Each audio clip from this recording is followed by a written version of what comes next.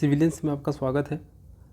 आज के क्लास में हम लोग योजनागत रणनीति को शुरू करेंगे, जिसके अंतर्गत हम लोग पंचवर्षीय योजनाओं को देखेंगे। और पंचवर्षीय योजना यहाँ से प्रीलिम्स में एक क्वेश्चन डेफिनेटली पूछा जाएगा, प्लस मेंस में भी क्वेश्चन पूछा गया 7th JPSC में। तो जैसे कि पैटर्न देखने को मिलता है, एक JPSC के बाद पूछा जाता क्वेश्चन, जैसे 7th में पूछा, 11th में नहीं पूछा यहाँ से, तो हो ना हो 14th JPSC में पंचवर्षीय योजना से क्वेश्चन पूछा जाएगा। तो इसीलिए इस चैप्टर को काफ़ी अच्छे तरीके से कर लेना है। तो चलिए शुरू करते हैं आज के क्लास को। तो क्वेश्चन है, भारतीय पंचवर्षीय योजना पर एक नोट लिखें, और ये 7th JPSC में पूछा गया। यानी कि सिंपल सा जितना भी पंचवर्षीय योजना है उन सभी के बारे में हम लोग को थोड़ा थोड़ा लिख के 600-700 वर्ड के आसपास आ जाना है।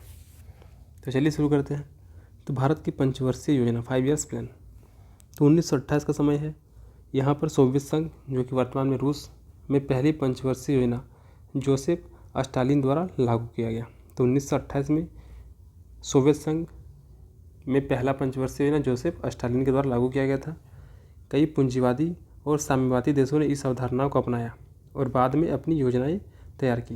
तो बहुत सारे पूंजीवादी देश या फिर साम्यवादी देश जिन्होंने ये जो पंचवर्षीय योजना है उनको अपनाया। द्वितीय विश्व युद्ध के बाद कई विकासशील देशों ने आर्थिक नियोजन की ओर रुख किया, और ये योजनाएं आमतौर पर 5 साल की अर्थव्यवस्था की स्थिति का विश्लेषण करेगी, और इसमें परिवहन और ऊर्जा से लेकर कृषि और उद्योग तक लगभग हर क्षेत्र के लिए निवेश और व्यय योजनाएं शामिल होगी। यानी कि मुख्य रूप से जो ये योजना है, जो कि सोवियत संघ के द्वारा 1928 में लागू किया गया था, ये 5 साल का योजना था, और ये अर्थव्यवस्था की स्थिति का विश्लेषण करेगी। इसमें हर क्षेत्र पर ध्यान दिया जाएगा, परिवहन हो, ऊर्जा हो, कृषि हो, उद्योग हो, लगभग हर क्षेत्र में निवेश और उससे व्यय संबंधित योजनाएं शामिल होंगी। जब भारतीय अर्थव्यवस्था को या फिर भारत को आज़ादी मिली, तब वो खस्ता हाल थी, यानी कि इसका हालत ठीक ठाक नहीं था उतना। ब्रिटिश शासन के कारण भारतीय अर्थव्यवस्था लड़खड़ा गई थी, इसलिए विकास के पिताओं ने इसे विकसित करने के लिए 5 वर्षीय योजनाएँ बनाई। यानी कि भारत के आर्थिक स्थिति को सुधार करने के लिए या फिर भारत की अर्थव्यवस्था को गति प्रदान करने के लिए उस समय के जो पावरफुल व्यक्ति लोग थे, उन्होंने मुख्य रूप से पंचवर्षीय योजना बनाना शुरू कर दिया। भारत का योजना आयोग भारत में पंचवर्षीय योजना का मसौदा तैयार करता था, यानी कि रॉ मटेरियल मुख्य रूप से तैयार करने के कार्य भारत में योजना आयोग के द्वारा किया गया था, जिसको फाइनली 2015 में नीति आयोग आने के बाद ख़त्म कर दिया गया, और उसका मूल्यांकन भी मुख्य रूप से योजना आयोग के द्वारा ही किया जाता था। नियोजन विचारधारा ने 1947 से 2017 तक भारतीय अर्थव्यवस्था को कायम रखा, यानी कि 1947 से 2017 के बीच में मुख्य रूप से पंचवर्षीय योजना को लागू किया गया था, जिसमें से 2017 में जो था वो आखिरी पंचवर्षीय योजना, 12वीं पंचवर्षीय योजना खत्म हुआ था। योजना आयोग 1951 से 2014 और नीति आयोग ने पंचवर्षीय योजना, जो कि 2015 और 2017 के माध्यम से इसका निर्माण, कार्यान्वयन और पर्यवेक्षण किया। यानी कि चूँकि 2014 के आखिरी में 1 जनवरी 2015 से नीति आयोग का स्थान आ गया था, तो 1 जनवरी 2015 से लेकर 2017 तक पंचवर्षीय योजना को क्रियान्वयन करने का कार्य मुख्य रूप से नीति आयोग के द्वारा किया गया, जबकि उसके पहले योजना आयोग के द्वारा किया गया था। नई सरकार ने नरेंद्र मोदी की अध्यक्षता वाले योजना आयोग को समाप्त कर दिया, और उन्होंने इसकी जगह नीति आयोग यानी कि national institution for transforming India का संक्षिप्त रूप बना दिया। ये फुल फॉर्म आपको याद रखना है नीति आयोग का, national institution for transforming India, यानी कि नीति आयोग का गठन किया गया। अब पंचवर्षीय योजना का इतिहास देखते हैं। तो 1940 और 1950 के दशक में अर्थव्यवस्था को बहाल करने की एक विधि के रूप में योजना की अवधारणा लोकप्रियता में बढ़ी। फिर 1944 में उद्योगपतियों के एक समूह ने भारत में एक नियोजित अर्थव्यवस्था की स्थापना के लिए एक प्रस्ताव तैयार करने के लिए सहयोग किया, और इसी को हम लोग बॉम्बे प्लान के नाम से जानते थे। ये याद रखना, बॉम्बे प्लान जो था ये 1944 में बड़े बड़े उद्योगपतियों का एक समूह था। फिर देश को आज़ादी मिलने के बाद विकास की योजना बनाना एक महत्वपूर्ण निर्णय माना गया। सोवियत संघ ने पंचवर्षीय योजना पहली बार 1928 में जोसेफ स्टालिन के द्वारा लागू किया गया था, ये भी ध्यान रखना है। फिर अपनी स्वतंत्रता प्राप्त करने के बाद भारत ने अपनी अर्थव्यवस्था को मजबूत करने के लिए पंचवर्षीय योजनाओं की एक श्रृंखला शुरू की, क्योंकि मुख्य रूप से अंग्रेज के द्वारा यहाँ पर भारत को कच्चे माल के उत्पादक के रूप में और अपने देश में निर्मित माल के बाजार के रूप में भारतीय अर्थव्यवस्था का प्रयोग कर रहा था। परिणाम क्या होगा कि यहाँ का अर्थव्यवस्था चौपट हो गया था। तो ऐसी स्थिति में भारतीय अर्थव्यवस्था को एक सुदृढ़ मार्ग प्रदान करने के लिए पंचवर्षीय योजना काफ़ी ज़्यादा इंपॉर्टेंट हो गया था। अब पंचवर्षीय योजना एवं भारतीय कृषि क्षेत्र क्या है। तो भारत में कुल 12 पंचवर्षीय योजना लागू किया गया। ये तो याद रखना ही रखना कि 12 पंचवर्षीय योजना आया है, जिसके उद्देश्य एवं उपलब्धियाँ निम्नवत उल्लिखित हैं। तो पहला पंचवर्षीय योजना 1951-56 में आया था और ये हेराल्ड डोमर के नेतृत्व में आया था। तो प्रथम पंचवर्षीय योजना कब? 1951 से 56।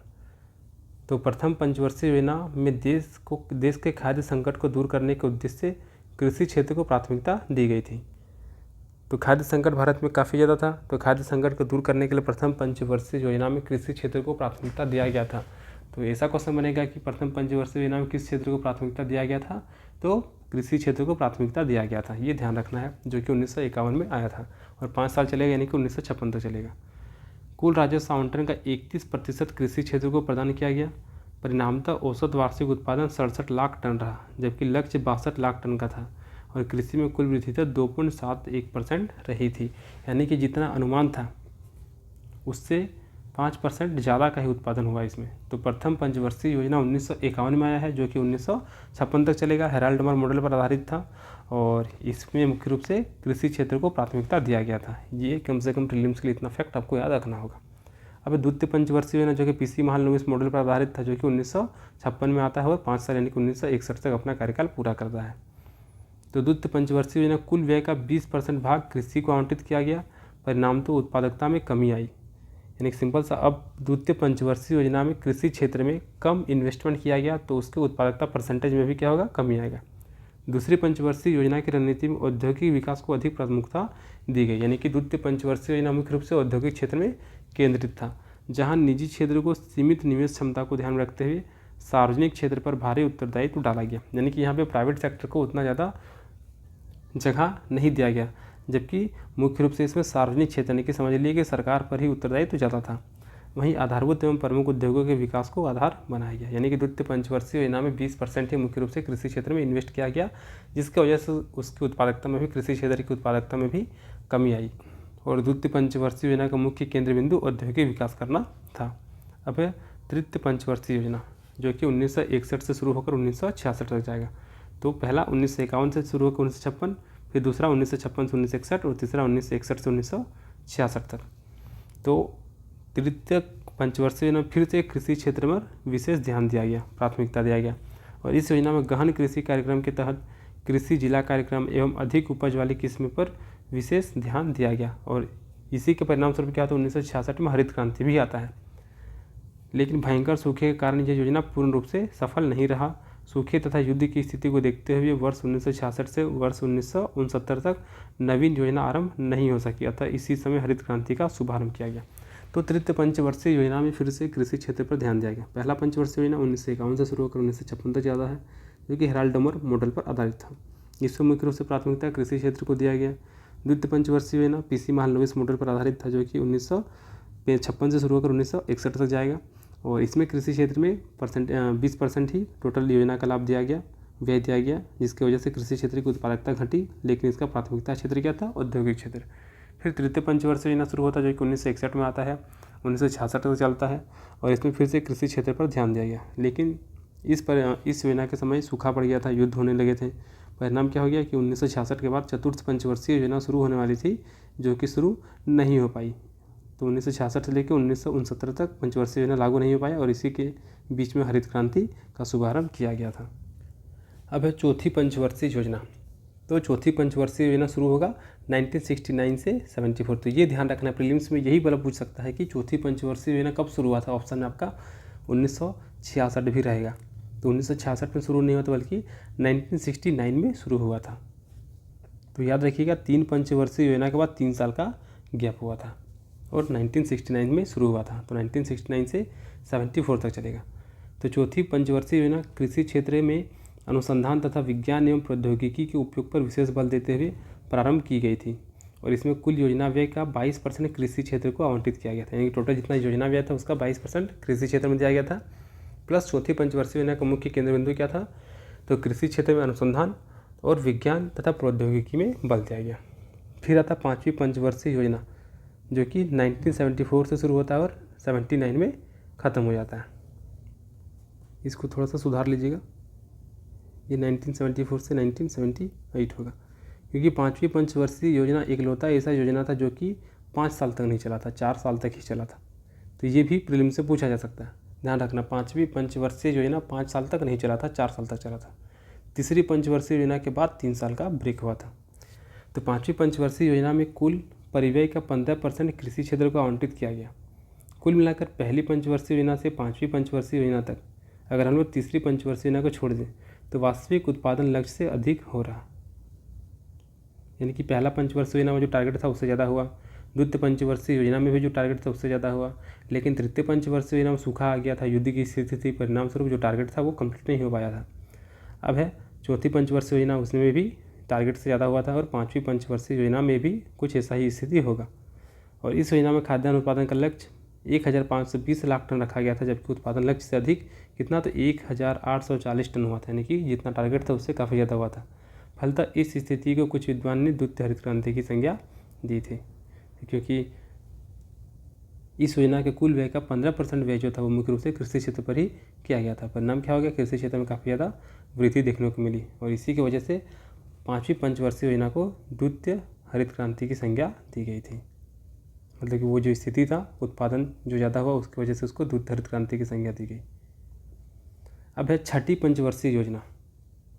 अब यहाँ पे 2 साल ब्रेक हो रहा है, 1978 के बाद 1980 आ रहा। तो ये सारा चीज़ हम लोग वन लाइनर सीरीज शुरू करेंगे, तो उसमें हम लोग देखेंगे कि इसके बीच में क्या क्या हुआ था। तो छठी पंचवर्षीय योजना में हरित क्रांति का दूसरा चरण शुरू हुआ। इसमें कृषि क्षेत्र में अधिक निवेश और प्रबंधन पर बल दिया गया। 7वीं पंचवर्षीय योजना जो कि 1985 से 1990 तक चलता है, और 7वीं पंचवर्षीय योजना का आयोजन की रणनीति थी प्रौद्योगिकी विकास तथा आर्थिक विकास को बढ़ाना, साथ ही जनसंख्या नियंत्रण एवं निर्धारण का निवारण और पिछड़े क्षेत्रों का विकास करना, शिक्षा एवं स्वास्थ्य, पेयजल और विद्युत आपूर्ति को सुनिश्चित करना। 7वीं पंचवर्षीय योजना में कपास को छोड़कर सभी फसलों का उत्पादन लक्ष्य से अधिक रहा था। यही ध्यान रखना है कि जो 7वीं पंचवर्षीय योजना था, यहाँ पर कपास को छोड़कर जितने भी फसल थे उनका सभी का उत्पादन से अधिक उत्पादन जितना टारगेट था उससे ज़्यादा उत्पादन हुआ था। तो 7वीं पंचवर्षीय योजना 1985 में शुरू होकर 1990 तक चलता है। अब है 8वीं पंचवर्षीय योजना 1992 में शुरू होता है और 1997 तक चल रहा। तो 8वीं पंचवर्षीय योजना में मानव विकास पर सर्वाधिक बल दिया गया तथा आर्थिक उदारीकरण, जो कि 1991 में एलपीजी रिफॉर्म हो चुका है, यानी कि 1992 यानी कि 8वीं पंचवर्षीय योजना के समय उदारीकरण की प्रक्रिया और भी त्वरित करते हुए सार्वजनिक क्षेत्र को गौण स्थान पर रखते हुए निजी क्षेत्र को सभी प्रकार की सुविधाएं मुहैया कराएगी। तो यहीं पे एलपीजी रिफॉर्म आया था, प्राइवेटाइजेशन आ गया था। परिणाम क्या हो गया था कि सार्वजनिक क्षेत्र के स्थान पर अब बहुत सारी चीज़ें प्राइवेट कंपनी को दी जाने लगी। और 8वीं पंचवर्षीय योजना में कृषि विकास दर 4.7% रहा था। फिर 9वीं पंचवर्षीय योजना 1997 से शुरू होकर 2002 तक जाएगा। तो 9वीं पंचवर्षीय योजना की रणनीति में जीवन की गुणवत्ता, उत्पादक रोजगार सृजन तथा क्षेत्रीय असंतुलन को दूर करना, कृषि एवं ग्रामीण विकास को नई दिशा देना, अर्थव्यवस्था के आधारभूत अवसंरचना क्षेत्रक, विद्युत, परिवहन एवं सूचना प्रौद्योगिकी तथा संचार आदि पर विकास को लेकर ध्यान केंद्रित रहा। 9वीं पंचवर्षीय योजना कृषि के संबंध में असफल मानी जाती है और इस दौरान कृषि क्षेत्र के विकास दर मात्र 2.6% रहा। तो ये ध्यान रखना है कि 9वीं पंचवर्षीय योजना में कृषि के लिए असफल माना जाता है, यानी कि सिंपल सा कृषि क्षेत्र में कोई भी वृद्धि इसमें मतलब बहुत कम वृद्धि देखने को मिला था। तो ये 9वीं पंचवर्षीय योजना थी। जबकि 7वीं पंचवर्षीय योजना में कपास का खेती बहुत कम हुआ था और प्रथम पंचवर्षीय योजना मुख्य रूप से कृषि क्षेत्र पर ही केंद्रित था। फिर 10वीं पंचवर्षीय योजना 2002 से लेकर 2007 तक। तो 10वीं पंचवर्षीय योजना में राष्ट्रीय कृषि नीति 2000 को अपनाया गया। इस नीति में मृदा स्वास्थ्य एवं जल जैसे संसाधनों के प्रबंधन पर विशेष ध्यान दिया गया और इस योजना में कृषि क्षेत्र की वार्षिक विकास दर 2.4 रही। 11वीं पंचवर्षीय योजना 2007 से लेकर 2012 तक। 11वीं पंचवर्षीय योजना में कृषि उत्पादकता में वृद्धि, रोजगार सृजन, भूमि पर जनसंख्या दबाव कम करने तथा ग्रामीण क्षेत्रों में असमानता को कम करने जैसी महत्वपूर्ण लक्ष्य निर्धारित किए गए। इस योजना में कृषि में 4% वृद्धि का वार्षिक लक्ष्य निर्धारित किया गया था।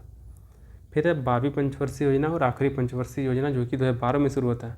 तो 12वीं पंचवर्षीय योजना 2012 में आ रहा है। तो 12वीं पंचवर्षीय योजना के दृष्टिकोण पत्र में कृषि क्षेत्र में 4% वार्षिक विकास दर का लक्ष्य रखा गया था और इसमें से खाद्य कृषि उत्पाद में वार्षिक वृद्धि दर कितना 2%, गैर खाद्य कृषि उत्पाद में वार्षिक वृद्धि दर 6.5% रखा गया था। फिर दृष्टिकोण पत्र में प्रौद्योगिकी को कृषि विकास का इंजन घोषित करते हुए कृषि अनुसंधान पर विशेष बल दिए जाने की बात की गई।